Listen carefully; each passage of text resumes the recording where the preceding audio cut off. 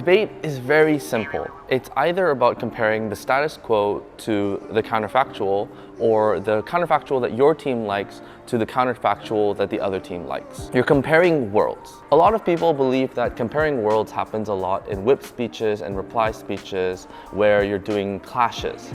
But that's not the only place where you can do comparisons of worlds. You can do something in your argument called a comparative. So I'm going to be talking to you today about comparatives in arguments.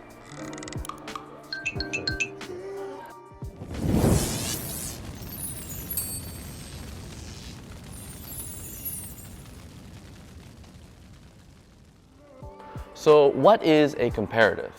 A comparative is basically an explanation of what happens in the other world, the world that either you like as a team or you don't like.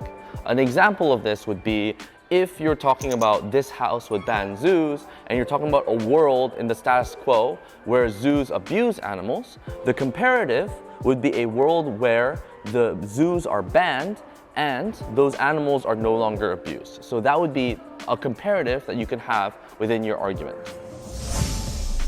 So there are a lot of ways to include comparatives in your arguments. You can include comparatives throughout your arguments within your mechanisms, but I like to put the comparative after the impact. I will have my argument structure first, so I'll have my premise, my mechanisms, my impacts, and then right after the impacts, I'll put in the comparative. And this structure allows me to show very clearly what happens in one world and what happens in the other. There are various ways to integrate comparatives into your argument, and they're all valid, but I really like to put the comparatives at the end so that it's very clear what the earlier part of the argument is and what the other part of it is.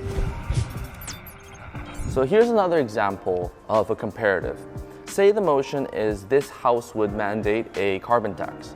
And a carbon tax is a tax on products that create a lot of greenhouse gases. The beginning half of the argument can be about how not having a carbon tax allows people to use a lot of these products that create greenhouse gases, and that the impact would be more climate change and more global warming. The comparative at the bottom can be about how when you do have a carbon tax that is implemented, people are less incentivized to use products that create and emit greenhouse gases.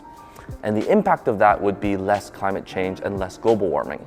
So that argument is very clear in its structure. The first half is talking about a world without carbon tax and why it's bad. And then the second half, the comparative, is talking about how a world with a carbon tax is good. And that's the structure where I have the arguments, the mechanisms, and the impacts before I put a comparative below. You'll notice in my examples that I've been giving so far that a lot of the comparatives are positive comparisons.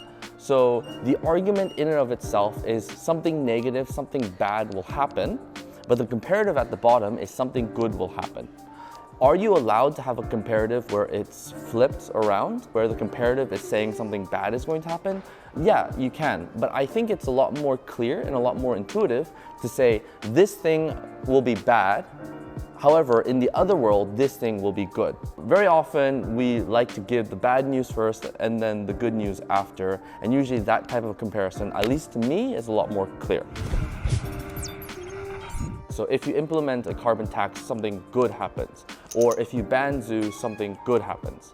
I like to structure comparatives where you front load the bad stuff, where you say these bad things will happen, and then in the comparative, something good happens. I think that structure of bad and then good is a lot more clear, at least to judges who want to be able to see a clear comparison between worlds. And it's the way that I teach clashes as well. In clashes, you always want to clash by talking about the opposing team's material first, and then you want to talk about your own team's material. And that structure is very similar to the way that I structure comparatives. By the way, this is not the only way that you can structure comparatives or use comparatives in your arguments. As I said earlier, you can implement comparatives throughout your argument, in your mechanism, and in your impact. However, I like to do it a little bit more like a tiered system. So the way to understand comparatives and arguments in a very simple way is that it's like an argument that is structured a bit like a clash. It's structured like a clash and it's comparing both worlds.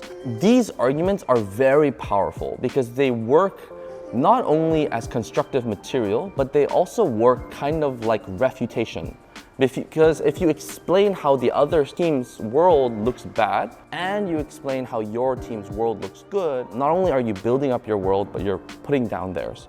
I just wanted to teach you comparatives because it clearly shows the delta, the difference between the two sides, and it makes it clear for the judge why your material is better than their material and why your world is better than their world. So yes, please use comparatives within your argumentation, and I hope this lecture has been useful.